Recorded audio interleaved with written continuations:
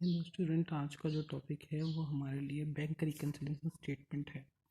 तो bank reconciliation statement, जैसे कि हमने कल कॉन्सेप्ट करा था बीआरएस का, वो बेसिक कॉन्सेप्ट था। तो बीआरएस को समझने के लिए उसका बेसिक कॉन्सेप्ट जानना बहुत ही ज़रूरी है। तो बीआरएस, सबसे पहले हमने बीआरएस के बारे में जाना था और ये जाना था कि बीआरएस हम क्यों बनाते हैं। जो भी कोई ट्रांजेक्शन करने में कुछ हमारा डिफरेंस हो जाता है, उसको जानने के लिए हम बैंक रिकन्सिलिएशन स्टेटमेंट बनाते हैं। तो जैसे कि मैंने आपको कल बताया था कि सपोज़ हमें कोई इंटरेस्ट क्रेडिट हुआ है बैंक की तरफ से, बट हमें पता नहीं है और उसे हमने कैश बुक में रिकॉर्ड नहीं करा है। तो दोनों कैश बुक और पासबुक का जो बैलेंस होगा वो मिसमैच हो जाता है, और मिसमैच होने की वजह से हमें एक स्टेटमेंट बनानी पड़ती है जो इसका नाम होता है बैंक रिकन्सिलिएशन स्टेटमेंट। ऐसी बहुत सारी ट्रांजेक्शन होती हैं और वो ट्रांजेक्शन कभी कभार हमारी कैश बुक और पासबुक से मिसमैच हो जाती है, ओवरलैपिंग हो जाती है ट्रांजेक्शन की, एक से दो बार ज़्यादा ट्रांजेक्शन हो जाती है और उसके कारण हमारी जो पासबुक और कैश बुक है वो मिसमैच हो जाती है। तो मिसमैच होने के कारण हमारा जो बैलेंस है वो मैच नहीं होता है, इसलिए हम बैंक रिकन्सिलिएशन स्टेटमेंट बनाते हैं। अब बैंक रिकन्सिलिएशन स्टेटमेंट बनाने के लिए जो कारण होते हैं वो भी कल आप हमने डिस्कस कर लिए थे। कुछ भी कारण हो सकते हैं, वो टाइमिंग का डिफरेंस हो सकता है या ओवरलैपिंग ऑफ ट्रांजेक्शन हो गई, कुछ भी ट्रांजेक्शन हो सकती है जिसकी वजह से हमारा जो बैलेंस मैच नहीं होता है। अब ये जो बीआरएस जो बनती है ये एक फॉर्मेट के थ्रू बनती है। तो ये आज हम ये फॉर्मेट देखेंगे और फिर उसका एक क्वेश्चन भी करेंगे जिससे हमें कॉन्सेप्ट को समझने के लिए मदद मिलेगी। अब ये जो फॉर्मेट है वो हमें सबसे पहले ये दिखा रहा है कि balance as per cash book और पासबुक दो बुकें होती है। कैश बुक वो होती है जो हम बनाते हैं अपने अपने आप के लिए, और पासबुक वो होती है जो बैंक प्रिपेयर करता है। अब बैलेंस है सर, कैश बुक, जो भी कैश बुक का जो बैलेंस हो सबसे पहले आप उसको ऊपर लिख लेंगे, और हमेशा हमें ये ध्यान रखना है कि जो balance as per cash book होता है वो डेबिट बैलेंस होता है। तो जो भी बैलेंस होगा कैश बुक का उसे सबसे पहले ऊपर लिख लेंगे। ऐड हम वो वाली कुछ ऐसी चीज़ें ऐड करेंगे जो कैश बुक में ऐड होंगी, और कुछ ऐसी चीज़ें माइनस करेंगे जो कैश बुक में हमें हमारी माइनस होंगी। अब वो चीज़ें कौन सी होंगी, फॉर्मेट में आप बुक में देखेंगे तो बहुत सारी चीज़ें लिखी हुई हैं, बट आज हम जो फॉर्मेट मेथड करेंगे उसमें आपको कोई फॉर्मेट लर्न करने की ज़रूरत नहीं पड़ेगी। तो bank balance as per cash book, जो भी हमारा जो बैलेंस होगा वो उसमें जो चीज़ें ऐड करेंगे, ऐड करने वाली चीज़ें आपको क्वेश्चन के थ्रू पता चलेंगी। अभी आपको सिर्फ याद रखना है कि हम balance as per cash book में कुछ चीज़ें ऐड करेंगे और कुछ चीज़ें माइनस करेंगे, तो हमारा बैलेंस एज पर पासबुक हो जाएगा। एक और चीज़ है जो इम्पोर्टेंट है, ऐसा फॉर्मेट में ज़रूरी नहीं है कि आपको balance as per cash book ही होगा, आपको बैलेंस एज पर पासबुक भी हो सकता है। तो अगर पासबुक होता है तो पासबुक से हम स्टार्टिंग करते हैं और फाउंड करते हैं अपना balance as per cash book. अगर कैश बुक्स होता है तो कैश बुक से स्टार्टिंग करते हैं और फाउंड करते हैं बैलेंस एज पर पासबुक। दोनों के अपने अपने बैलेंस है। Balance as per cash book, balance as per passbook, cash book का बैलेंस डेबिट होता है और पासबुक का बैलेंस क्रेडिट होता है।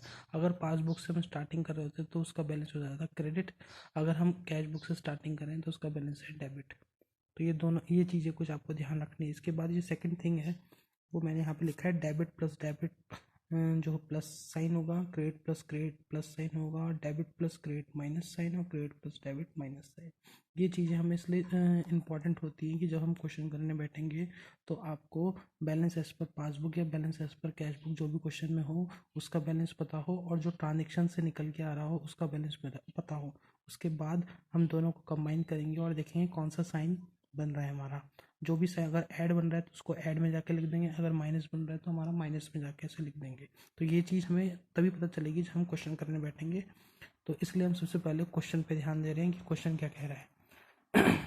बस आपको ये चीज़ कुछ ध्यान रखनी होगी कि balance as per cash book और बैलेंस एज पर पासबुक। तो सबसे पहले हमारे पास ये है कि balance as per cash book. जैसे कि मैंने बताया कि balance as per cash book आपके पास सबसे फर्स्ट ट्रांजेक्शन में हर क्वेश्चन में लिखा होगा कि बैलेंस जो भी आपके पास कैश बुक का बैलेंस होगा या पासबुक का बैलेंस होगा। तो इसमें कैश बुक का बैलेंस दिया 25,450। तो सबसे पहले हमने लिख दिया, यहाँ पर मैंने छोटा सा सॉल्यूशन भी दिया है। एक छोटे से क्वेश्चन से ही शुरुआत कर रहे हैं ताकि आपको ईजिली समझ में आ जाए। Balance as per cash book 25,450 debit balance हमने लिख दिया। उसके बाद ऐड और माइनस कुछ चीज़ें होती हैं फॉर्मूले पे हम देख रहे हैं, कुछ ऐड चीज़ें ऐड होंगी और कुछ चीज़ें माइनस होंगी। तो ऐड वाली चीज़ें वो कौन सी होंगी और माइनस वाली चीज़ें कौन सी होंगी, इसके लिए हम क्वेश्चन पढ़ेंगे। First number, a number of cheque were deposited but cheque a number of check were deposited in the bank but check of rupees 500 were not credited in the passbook। तो passbook में वो check जो है credit नहीं करा गया है। अब आपके पास ये क्वेश्चन बोला कि आपने बहुत सारे जो है चेक वो लगाए थे, डिपॉजिट करे थे, बट आपको 500 रुपीज़ का चेक आपकी पासबुक में एंटर्ड नहीं हुआ है। पासबुक का जो बैलेंस होता है वो क्रेडिट बैलेंस होता है, तो क्रेडिट नहीं हुआ है। अब इसका मतलब क्रेडिट नहीं हुआ है तो क्रेडिट करना है, तो 500 रुपये आपको क्रेडिट करने होंगे, 500 rupees credit.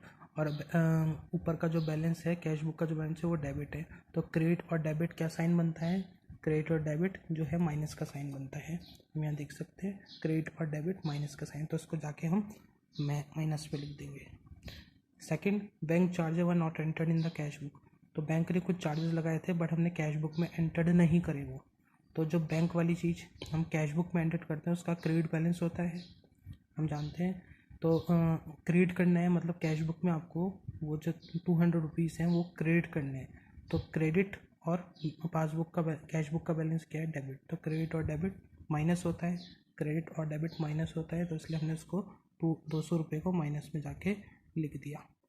Next, cheque issued amounting ₹40 had not been entered presented in the bank. तो आपने चेक कुछ इशू करे थे 40 रुपये के, बट वो आपके बैंक में प्रेजेंट नहीं हुए।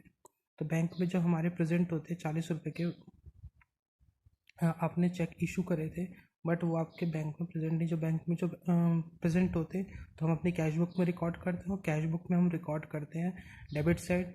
तो 40 रुपीज़ जो है डेबिट में आएंगे, 40 रुपीज़ डेबिट के, और आपके जो है कैश बुक में कितने हैं डेबिट में बैलेंस 25,450। तो डेबिट और डेबिट चीज़ क्या होता है, डेबिट और डेबिट ऐड होते हैं, तो इसलिए हमने ऐड में जाके इसको लिख दिया 40 रुपीज़ को। नेक्स्ट है transaction, cheque deposit as per bank statement but not recorded in the cash book. तो कैश बुक में हमने रिकॉर्ड ही नहीं करे, और कैश बुक में हम जब रिकॉर्ड करते हैं कोई भी चीज़ तो हमेशा डेबिट करते हैं। कोई भी चीज़ कैश बुक की हो वो हम रिकॉर्ड करेंगे अगर कैश बुक में तो हमेशा डेबिट साइड करते हैं।